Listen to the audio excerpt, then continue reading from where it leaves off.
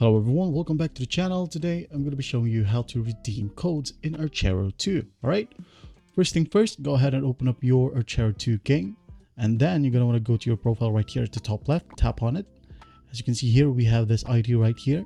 Alright, to copy our ID, just go ahead and take a note of your particular ID. Alright, you can write it down if you want to.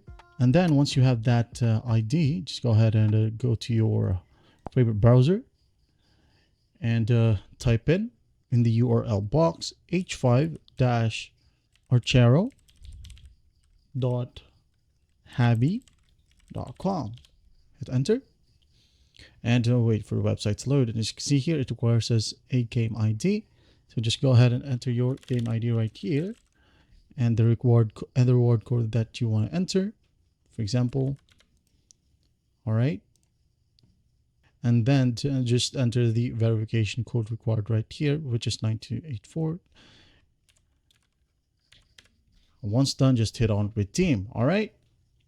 Once you hit on redeem, just go ahead and go back to your game, Archero.